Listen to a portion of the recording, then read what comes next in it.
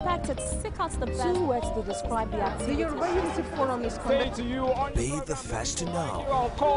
From the north, south, east, west, and around Africa, we break the news. Now you can catch all the actions live as the news breaks. We are Core TV News. Welcome to Core TV Primetime Our News. 24-hour news station.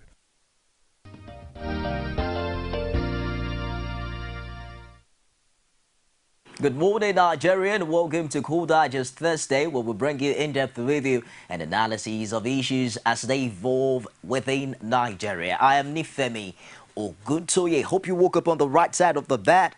In case you didn't, we're about to make it right for you. Now, the National Assembly consists of both the floor of the Senate as well as the House of Representatives. So when something happened at the floor of the House of Reps, we expected that their brothers in arms, the Senate, would have something to say about it. But then, finally, Senate President David Mark has broken the silence on the withdrawal of security aids of the Speaker of the House of Representatives, Aminu Tambuwal. He spoke yesterday in the Senate chamber, and he actually said that although the issue is in court, that he would take steps to resolve the matter.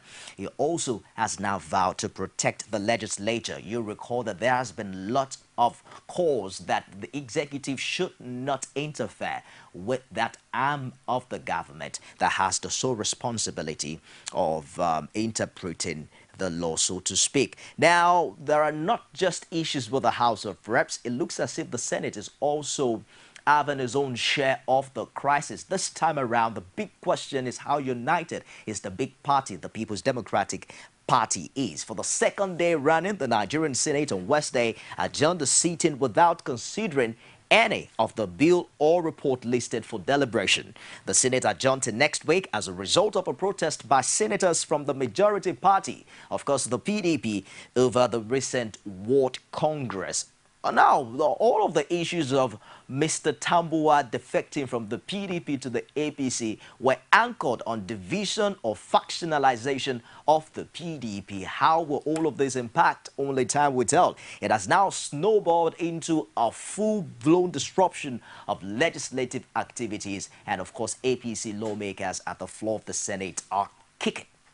All right, let's move away quickly from there. It's not yet Uhuru for the PDP, even in Rivers State, as 16 governorship aspirants are already speaking under the platform of the PDP, saying that they are now demanding the disqualification of the immediate past Minister of State for Education, Nyesom Wike, from the governorship race. Now, the aspirants claim at a news conference in Abuja that the former minister not only compromised but corrupted the processes leading to the PDP Ward Congress in Rivers State. They are now urging PDP leaders to cancel the result of the Ward Congresses in the state, and it goes on and on like that. And a swift reaction to that, the man in the eye of the storm, former Minister of State of Education, Nyesom Wike, has already described these 16 aggrieved aspirants as moles of the APC. He insisted that they were bent on destabilizing the PDP after withdrawing from the November 1 Ward Congress. So the minister has now said through his media aide, the guy called Sam Onwa-Kaudu, that the aspirants are puppets of the River State Governor Rotimi Amechi. Now, how all of this add up together, only time will tell. Let's quickly find out what the top stories are today on some of Nigerian newspapers. I have The Guardian, I have The Punch, I have The Nation, as well as the Vanguard newspaper. And I'm already joined here in our live studio in Lagos by a National Labour Union leader. He is the National President of National Union of Shops and Distributive Employees, and that is actually an affiliate of the NLC. Kelly Ogbaloy, thank you very much for joining us today. Thank you so much. It is my pleasure being with you once more again. He's joining us all the way from Benin. How's Benin this morning? Well, it's okay. Benin City is fine.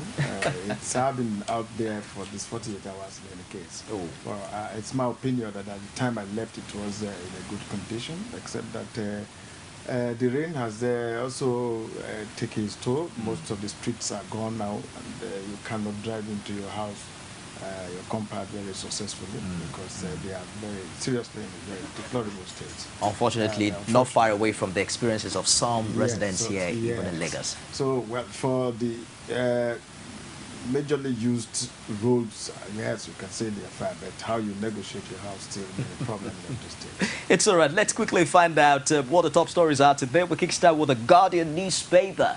Mac intervenes in reps crisis over Tambua. That exactly is the big story here, with the rider PDP senators sustained face-off with presidency, party leadership, and sitting truncated as APC lawmakers reject adjournment. Now, all of those stories on the front page of The Guardian, and it continues on page 2 if you care to check. FRSA can't impose fine on motorists, court says. That's on page 4 of The Guardian. And government okays 146 billion naira loan for irrigation others. It's 206 days after the abduction of the Chibok girls in Borno State, and Guardian is saying, bring back our girls. Other news note here, APCON returns ownership of Capital Oil to Uba, and Lagos rejects 1.5 million shortfall in INEC's new voters register. And at Ahmed's second term B declaration, APC, the leaders task Nigerians on unity. Kelly, let's start with the uproar at the floor of the House of Senate. Mac intervenes in reps crisis over Tambua, and this indeed has been one major issue that has been rocking the polity. Do you think that they speak well at all of leadership at the political realms, especially in this part of the world? Well, it is quite innovating with some of the things that have been emerging from the House in recent time. It's very disturbing, but I must tell you that in all of this, the consideration or the life well lived by the people, by the very poor people of this country, is not in consideration for all of these people. And so whatever act have been taken for a tradition in Nigeria, so it's quite sad that a speaker, that status, you know, whatever it may be, to me is selfish to do that. It's quite selfish. And to metamorphose from one party to the other, the way it is done arbitrarily in Nigeria. But I don't know whether that is the politics in other part of the world in any case. But I want to say that, well, the Senate coming to intervene now is okay, but I think all about the intervention had not been properly unveiled for anybody to take a stand on what is likely to happen. But I must tell you that I'm not comfortable with the barrage of defection from one party to the other as it happens in Nigeria today, because it's currently being institutionalized, and I do not think that that is to create a path of progress for the people of this country. It looks as if that's the only way Nigerian politicians can survive. That is the way, and if it is the survival of Nigerian politician, which is different from the survival of the people of this country, then that confirms my point when I say those who perpetuate this act are selfish, because that is done for their own purpose, and their own purpose alone. It's all right. Let's move quickly away from there to the Vanguard newspaper this morning. 4.8 million registered voters in Lagos. Fashola cries out, challenges INEC to show proof. Now, about 6.2 million registered voters were recorded in 2011. How come only 4.8 will be receiving their permanent voter cards now as INEC kickstart distribution between 7th to 9th of November? All of that will emerge shortly in the course of the show this morning if you stick around. But the top story here on the front page of the Vanguard, senators down tools. PDP senators make themselves slaves to executives, says Ojudu, and door open for experienced senators. APC will frustrate PDP-led government, angry senators. All of this under the umbrella of the PDP World Congresses. Find out details if you care to check. I believe inside story of the Punch. President Jonathan managing crisis abroad, and you have a picture here on the front page of the Nigerian Punch. In search of peace, President Goodluck Jonathan on the left side being received by Burkina Faso's interim head of state, Lieutenant Colonel Isaac Zida, at the Ouagadougou International Airport yesterday. Mr. President there is in Ouagadougou to help facilitate the rapid resolution of the current political crisis in Burkina Faso. Does that strike you at all? Well, it's quite striking because we have already here in Nigeria, problems unabated, and it is paradoxical in any case if the president had to take such neighboring issue more seriously. Well, I don't know what is the thought behind that in any case. Again, because Nigeria is seen as a regional leader, and even though it's itself very much, soaked in its own problem, is therefore not well seen by the neighbors. But I think that we should be able to address our problems. It doesn't matter what really happened or what name you are called.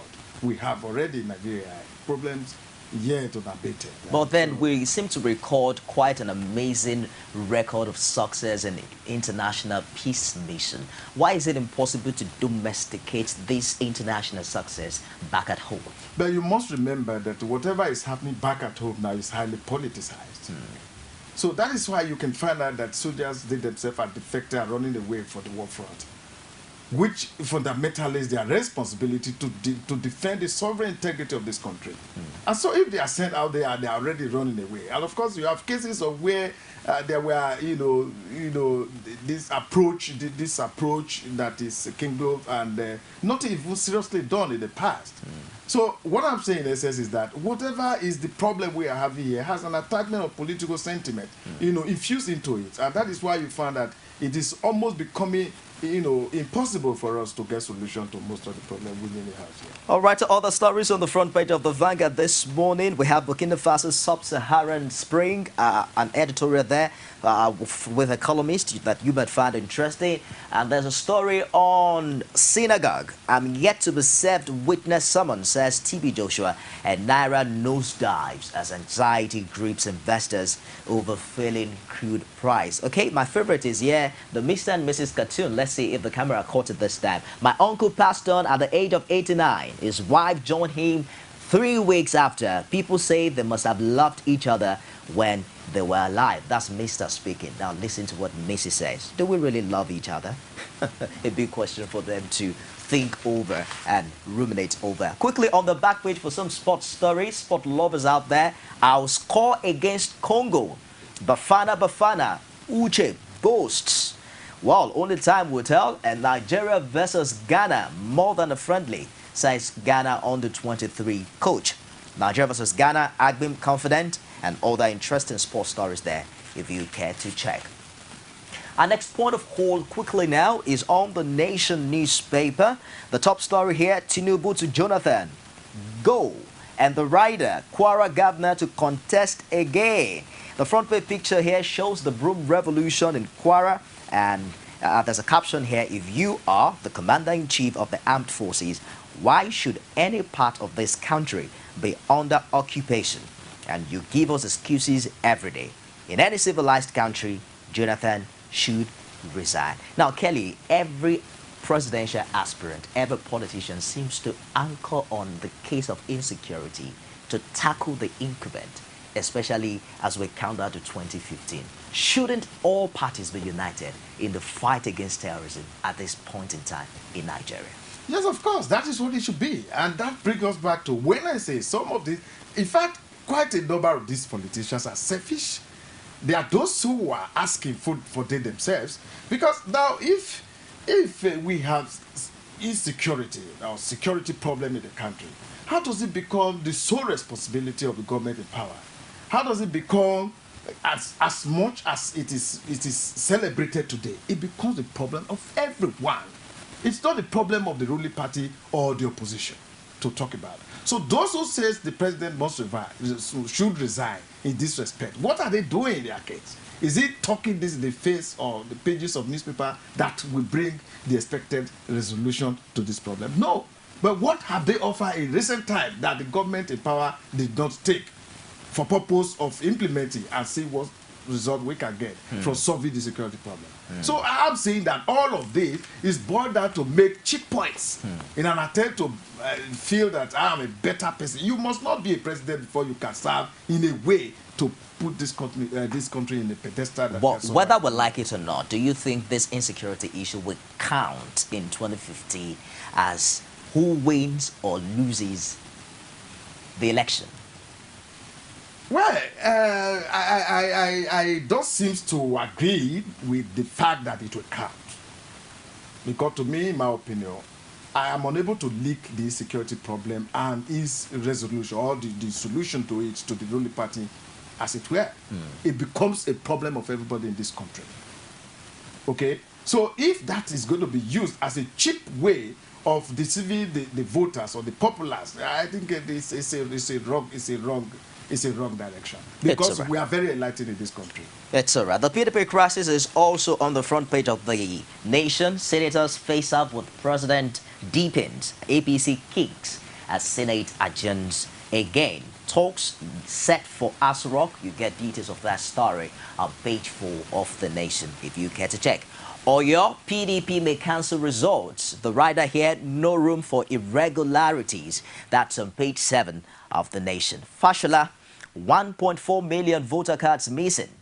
Missing? Okay, there's a question mark there. That's on page 6 of the Nation. Uche promises goals for Eagles. Welcome back. I believe that he will be back in top action with the Super Eagles, and let's hope that this will count, especially now that Nigeria needs to win all of its games to qualify for Morocco 2015. FEC OK's $942 million foreign loan and other stories, if you care to check, inside of the Nation. Republicans take over U.S. Senate, House. Boko Haram steals dynamite from Ashaka cement factory. That continues on page 4 of the Nation. Let's quickly find out what the Punch has to offer today. Oshoba Ogun, Deputy Governor. Others dump APC. Their defection will affect our chances in 2015, says Lai Mohammed. I mean, it looks as if a house divided against itself, they say, will not count. I mean, will not stand. What does all of this do you think means for the 2015 election, governorship election, especially in Ogun State? We have a situation whereby the elder statesman there, Oshoba, belongs to a different faction. And now the deputy governor of that same state is dumping the APC. These are calculated chaos towards, like I have said earlier, towards making the poor man, the very downtrodden in this country, not to survive. It is calculated towards self. So otherwise, as we ask ourselves, why up to now this elder statement have not been able to determine exactly which way to follow in terms of the politics of that state? Why now? So you find out that everybody is trying to find a comfort zone. If you are here and you find out what you were there for, what you were getting in the past is no longer, they'll begin to prospect other areas where you get the best for yourself. In fact, check again, in all they are saying, is there anywhere the Nigeria itself, the people of Nigeria have been taken serious, have been spoken about as why I am doing this? No, it is how I am going to grab power, you know, and to be there for my family and myself. And that is what is been happening. Because if you are talking of Nigeria as a country and the people therein, as a matter of fact, you would have come out with something more open for us, more convincing reasons. Jumping from one party to the other does not seem to explain that you are doing so for our case. A rather front page picture here on the Punch, quite interesting, and it's characteristic of what you see in Lagos City. Gridlock at the Ojota section of the Lagos-Ibadan Expressway after early Wednesday morning downpour. And it's what they call bumper to bumper. I wish MCR can put that on the screen right away. But it's interesting that even traffic in Lagos is making money for a lot of people. You open radio stations and then everyone is talking traffic. Everybody's giving alternative to where to take and all of that. And in fact, it has even inspired some economic buoyancy even on the streets of Lagos. Federal government to extradite killer of UK-based actor. That's on page 5. And women more reliable in politics than men, says Obasanjo. You think that he actually knows what he's saying? Well, that elder statesman, father, grandfather, he has said so many things in the faces of newspaper and everywhere. Even as president, he has said so many things when he was in office. Usually it's difficult to now sift which one is extremely reasonable and which is not reasonable. Would you think that women will be more active and more impactful in politics in Nigeria? Well, in fact, I am reluctantly trying to think so, because not any one woman have been seriously been tried government. And if we have been tried all the men all these years, it is important that some women should be tried so that we can get a clear, situation to determine which of these two would be. There's been a lot of talk as regards 35% affirmative, something. The Goodluck Jonathan administration has given more political appointments to women than any other government in Nigeria. But yet, Nigeria is still hasn't had a female governor. We're yet to have a female president. Do you see any of that happening in 2015? You're taking a deep breath now. Yes, I do not see it so. I do not see it happening. If it happened, yeah, well, we thank God for it. But I do not, as a person, do not see it so. Because whether a male or female, does it really count? Yeah, well, in the system we are today, it counts because we are not looking for which is going to be better for us. Because if all the years men the male have been tried all the while, and we are not getting the desired result, it is only normal, natural for somebody to say, well, why don't you try the other person and see what comes? If you put two men together, one has been performing abysmally. It's even two men. You have the option to say, okay, why don't you try the second man? So in this case, I think that it's possible for these women should let them be tried and see what they can bring for us.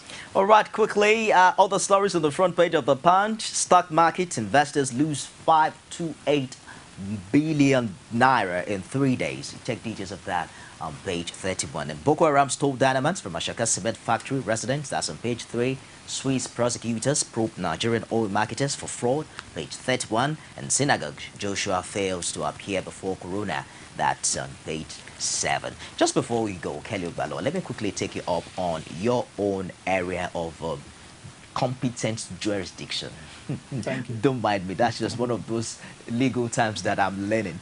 But then, Kelly Obalo is national president of the National Union of Shops and Distributive Employees, and it's an athlete of the NLC.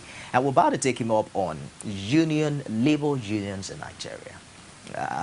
There's this feeling of what they used to be before and now, especially in the glorious days of Adams Oshomole as the president of the NLC. That was when Comrade was very active. The idea of Comrade was in vogue. I mean, there was a group that was proactive and putting government at its toes. What happened to the unions over the years? Well, I am unable to. I'm not able to fathom where the sentiment of that emotion of feeling that government is not reactive. I mean, that unions are not reactive. Is not correctly reactive as was expected in the past, was done in the past.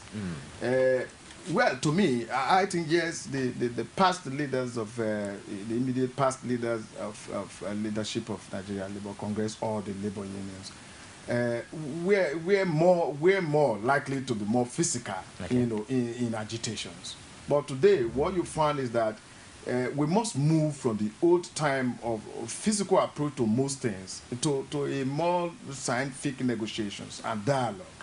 And so in dialogue, it's not again when you come to the face of newspaper all the time to speak what you are doing and what you are not doing. But again, the results that are achievable from subtle negotiation, very peaceful one, talking to one another on issue, it seems to pay off, as it were. Because even when you say, we are hearing, oh, comrade, you also need to put on the table what were the achievement really? Is it by shouting the name of comrade? We are looking at what did we get from all those physical approaches and all of that. If you check very in-depthly, you'll find that surely very insignificant, achievement were made if you look at it. Well, let's break this down to some more practical terms. Yes. The most basic of them all is the minimum wage. Quite a number of state governments have not been able to achieve that. How far has your negotiation? Yes, okay, now, like you say, like you have just mentioned, if you put that vis-a-vis what happened in the leadership of the old leadership of the labor unions, you also find out that not even much was also achieved. And so, So far so well now, the minimum wage, I can assure you that yes, very well, some of the states have not been able to pay. But I will also tell you that we have breaking even as that is concerned, because more of the states have paid this minimum wage than you would have expected, not to those that have not paid. So it is arising from this negotiation, constant and stiff negotiation with, management, talking and dialogue and looking at the problem of one another, because in negotiation you are not expected to take home one party is not expected to take home 100% of it. You must also yield some ground to enable us move on. There are a school of thoughts that do believe that possibly the union's partisanship is to be blamed for all of this, because you notice that the moment it's just few months to election year, you begin to see affiliation. The NLC comes up, the TUC, the NUT, and then they begin to identify with the governor, and possibly the people in the unions now would prefer to just go with the politicians rather than go against them. No, see, I don't agree with you, because these two divides are in one country and in one government. Okay. So the labor unions cannot be entirely separated for the government of the day. So in interacting with the government of the day, it is most unreasonable to think that, well, one party or the other has gone extremely partisan in such a manner that the very brief we have taken for the workers will be compromised. So in any case, what I'm trying to say here is that, yes, let us not be suspicious in that manner to thinking that, oh, if the president of shops and distributed employee had reason to meet the government or the governor of any state on an issue, it is then to mean that, oh, you sure this guy are not going partisan. But Kelly, it was obvious in some cases. Abdulwahid Omar, of course, supported Adams Oshomole of Edo State in a second-term bid. It is obvious in many other states where the labor unions have come out specifically, categorically, to put all their support behind a particular political party. Yeah, but again, I'm not sure there is a particular law of this land that removed the labor movement to support a government that has much to offer or has presented issue to offer to the workers of this country, to the people. It's obvious that if I support a governor, I probably might not go against his policies politically now.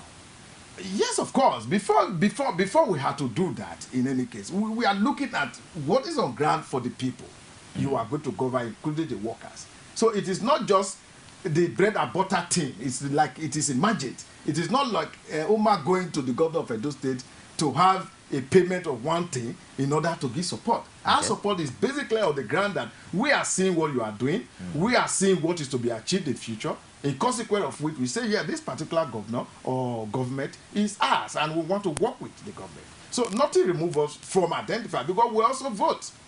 The workers vote. The labor movement vote. So if we do, therefore, there's the need to also determine who do I vote for. It determines who you vote for. But what relationship exists between labor unions and the Labour Party? Because we saw it that possibly labor parties are devoid of active participation from labor unions, so to speak. They rather support the PDP or the APC rather than going with the Labour Party. Well, again, let me quickly let you know this. You see, the Labour Party was registered like any other party here. I see. So in other words, being a member of the party does not expressly pinpoint that you must be in the labor movement. Okay. So those who decide otherwise, by their right, have right to go to Labour Party or otherwise. And those who felt, oh yes, because it's named Labour Party, there I should be, they go there. Okay. So it is not like anybody in the Labour movement is shying away from Labour Party. We are looking at, everybody has political interests, everybody has the political thinking. It's where you are looking at, although it's sad that not any of these political parties have been able to present a manifesto reasonable enough for anybody to quote right now. But beyond that, people make their decisions, make their choices. They are allowed in law. So it doesn't really matter whether Labour Party is funded. It is not funded with the fact that all that is in the Labour movement must go there. So you have a choice. You're not any obligation. You're not under any obligation whatsoever. Be a member of that party. No. It's all right. Let's move away quickly from there to discuss because you guys met in Abuja recently talking about the removal of labor wages and issues from exclusive list to concurrent list in the ongoing constitutional amendment. What's your position of your union as regards that now? Well, it is sad to hear that, after all the negotiations, after all the dialogue and the talks that have been made between government and the labor movement, the Senate still went ahead to do what they did. But again, there are information that, in fact, nothing has been so done. But the movement is looking into that more critically with a view to bringing about what is the exact position of this, and that is ongoing. Of course, that is the mandate the NSA was given at the National Executive Council meeting, that this is what we must do, since there are reports that, in fact, we have not done it, we have done it. We must go in to see what has been done and what has not been done. As far as my union is concerned, we are taking that view very seriously. That is a disappointment, and of course, it's treachery, and it is an attempt again to tell the workers of this country that we belong nowhere really, because by the time you take the wages off the exclusive list to the concurrent list, then you make us, to an extent subservient to the government of the state, because we are being issued that they are likely to explain the inability to meet up on resources. The argument on their part is that every state is not equal, so every state might not really have that economic capacity to pay the minimum wage. So how are the councillors in the local government, how are they paid? Are they paid differently? I see. How are the state workers paid? I mean, the legislators, how are they paid? How do you determine their salary? Is the resources of the state better to pay those people than those who practically work? So it's not a reason to say, because it's not a reason. Because federal government, in trying to put wages, has never gone too far beyond the capacity of the state, except we are lying to ourselves. It's all right. How much is wages? What's the basic salary today? 18,000 naira. And you say your wages cannot, your resources cannot take that? It's sad. It's all right. So we are deceiving ourselves. Kelly, we have to let you go now. But since you are not under any obligation, the labor unions are not under every obligation to join the Labour Party. Yeah. Okay? Maybe you'll give us the privilege to know which party you guys will be joining in 2015, APC or PDP. Well, however, I will tell you that issue of politics become the idea of the individual that is involved. It's not put to voting. So we are still consulting with our minds. Okay, consultation is still ongoing. Yes. Kelly Baloy is the National President of National Union of Shops and Distributive Employees and affiliate of the NLC. Thank you very much for joining us. We hope that you join us also subsequently. Thank you so much. Regards to Benin, to Edo State, and Oshomole over there. That will be done. Thank you. Oh, thank you. Oh, don't stand up yet. Just have your seat, please. Okay. It's all right. We'll take a short break now, and we'll be back with more. Don't go away. From time immemorial, women have birthed life, shaped character, and by extension, influenced the society. Moremi of Ife, Emoten of Benin, Queen Aminat of Zaria, all women of influence and power. Whether it's before election, after election. How ironical. Women being so powerful, yet have few grounds in decision making. I see you as a wife, and I see you as a wife to a man. We are talking women in politics. A woman will be bold enough to stand up and say, I want to become president of Nigeria. Only on Core TV News.